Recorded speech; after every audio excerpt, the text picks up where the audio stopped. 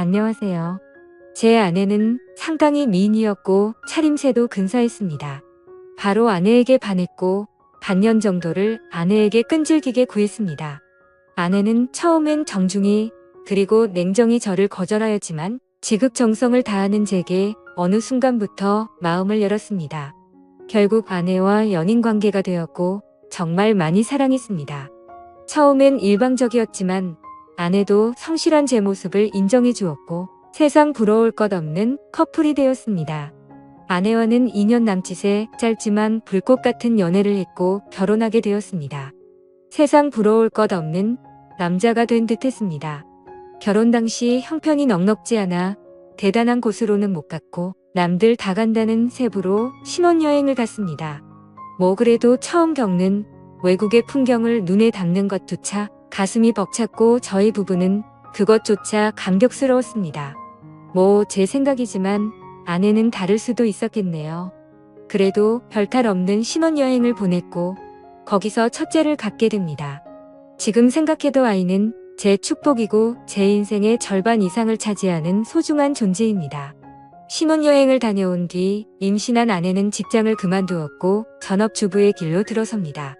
활동적이고 사교적이었던 아내의 입장에서는 상당히 힘들었을 수도 있었겠네요. 무료하다는 이야기를 종종 있었으니까요. 저는 결혼 전부터 식당을 운영하고 있었습니다. 김치찌개 집이었는데 어머니 손맛이 상당히 좋아 그 비결을 이어받아 가게를 내었고 장사를 하게 되었습니다. 장사는 잘 되었습니다.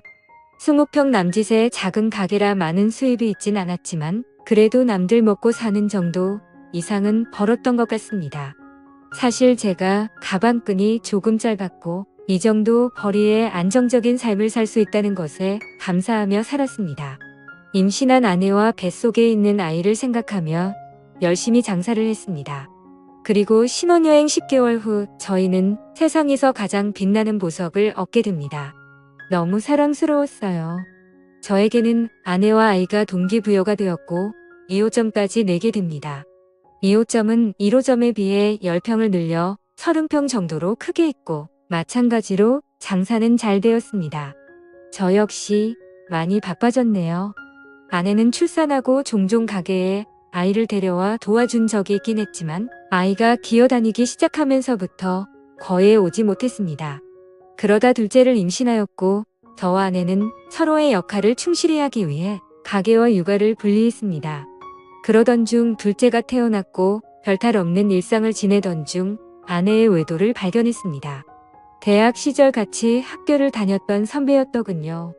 아이들이 유치원과 어린이집에서 돌아오면 직원에게 가게를 맡겨두고 육아를 도우러 집으로 돌아왔습니다. 아내는 취미생활을 해보겠다고 테니스와 수영을 등록했고 제가 집으로 오면 나갔습니다. 주 3회 정도 되었던 것 같네요. 아내는 외출을 하면 자정을 기본으로 넘어 들어왔습니다. 무슨 수영 강습이 그리 오래 걸리냐고 물어보며 강습 후 모임이 있다거나 친구를 만난다고 둘러댔습니다. 처음엔 육아 스트레스에 많이 지쳐 그러려니 했습니다. 오히려 잘 놀다 오라는 말까지 했습니다.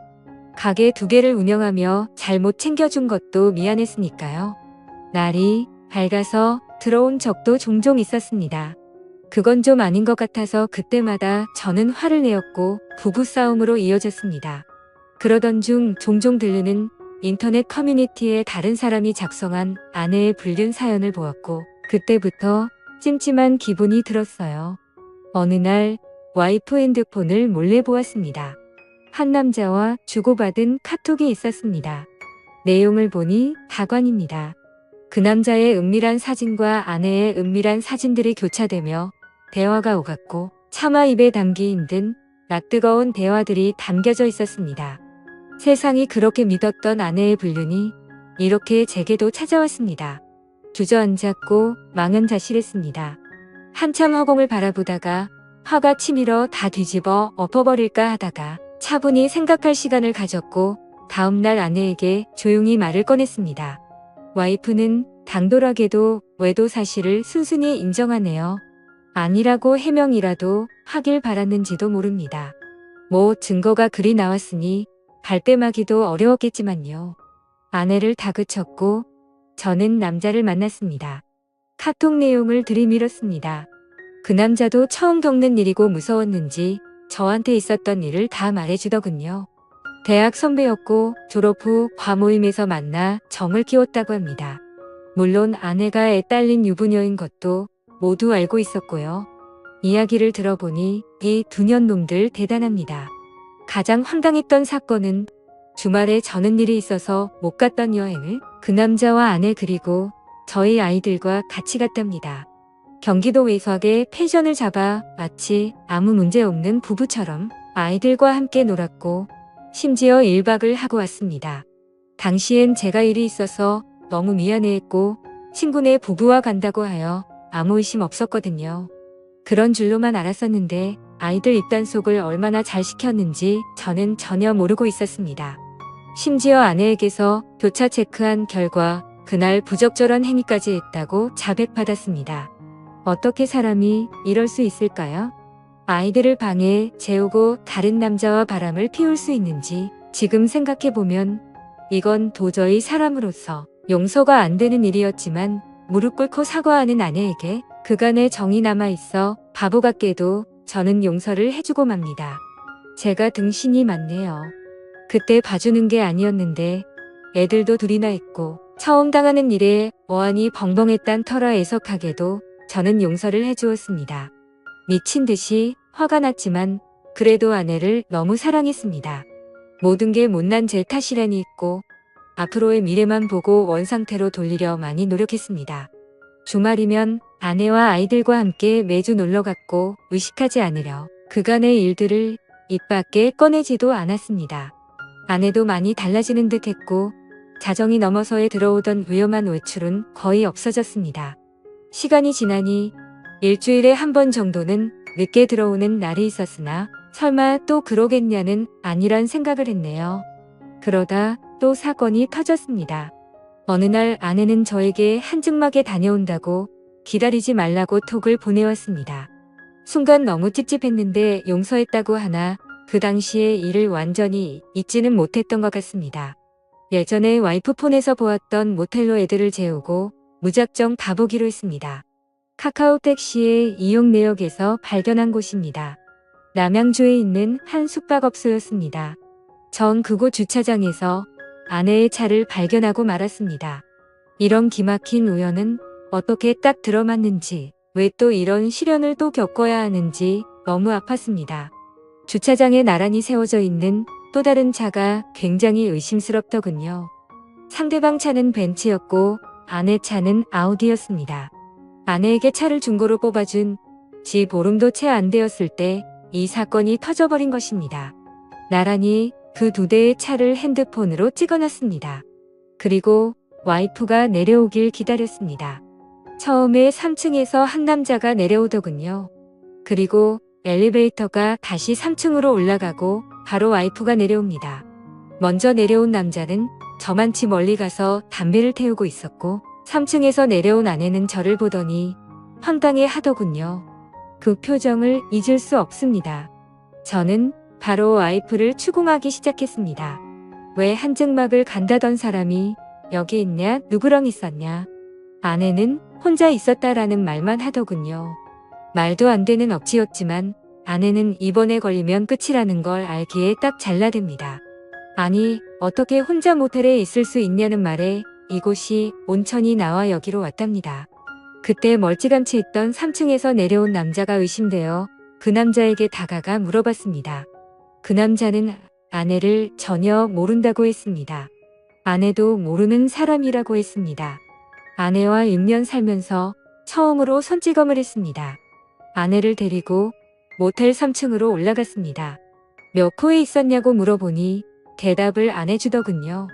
혼자 있었으면 몇 호에 있었는지 말해보라고 화를 내었고 끝까지 대답을 못하자 저는 1층 로비로 갔습니다. 사정을 얘기하고 마스터키를 받은 후 아내가 있던 방을 열어보았습니다. 역시 혼자 있었던 게 아니었습니다. 침대 이불이 이 사건을 말해주더군요. 그런데도 불구하고 끝까지 혼자 있었던 말에 전 화가 났습니다. 추후 알게 된 내용이지만 아내는 그냥 아는 오빠 동생 사이고 그곳에서는 서로 다른 방에 있었다고 말하고 있습니다. 서로 아는 오빠, 동생 사이고 같은 모텔에 같은 시간, 같은 3층에서 있었지만 서로 다른 방에 있었다고 합니다. 이 말을 누가 믿을 수 있겠습니까? 아는 동생한테 벤츠 차량 조회를 해봤더니 수원 자동차 매매단지 매물이라고 하더군요. 맞습니다. 그 남자는 중고차 딜러였습니다. 연락처도 알고 회사도 알고 그 남자에게 무작정 전화를 해보았습니다. 그 남자가 하는 말은 아내가 하는 말과 맞춘 듯이 똑같습니다.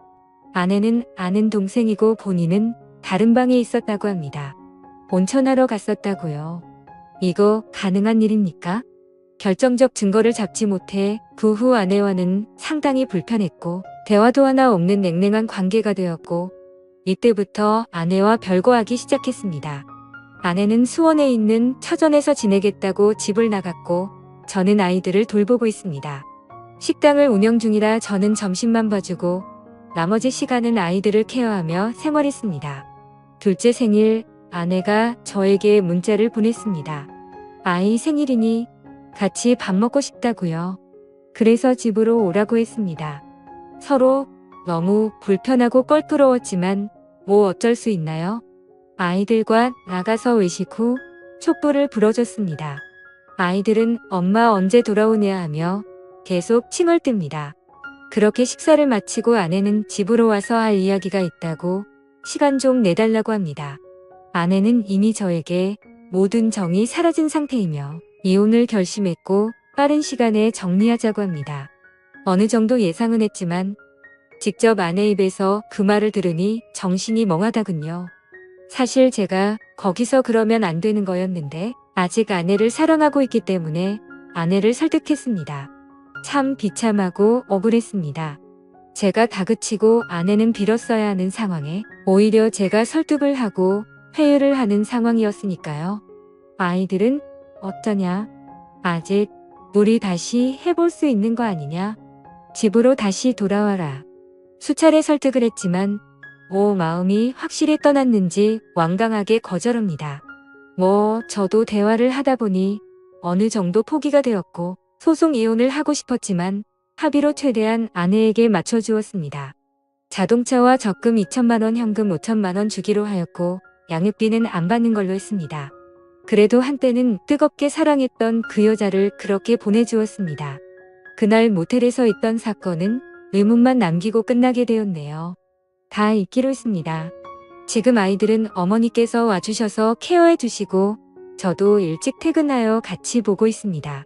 다행히 아이들에게도 익숙한 일상이었던지라 큰 무리 없이 잘 커지고 있습니다. 훗날 어느 정도 성장했을 때 저를 원망할 수도 있겠지만 최대한 부족함 없이 키워줄 예정입니다. 아이들 성격이 많이 밝아요. 항상 웃음을 입가에 머금고 살거든요. 세상 소중한 우리 아이들.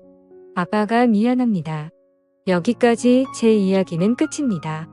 긴 사연 들어주셔서 감사합니다.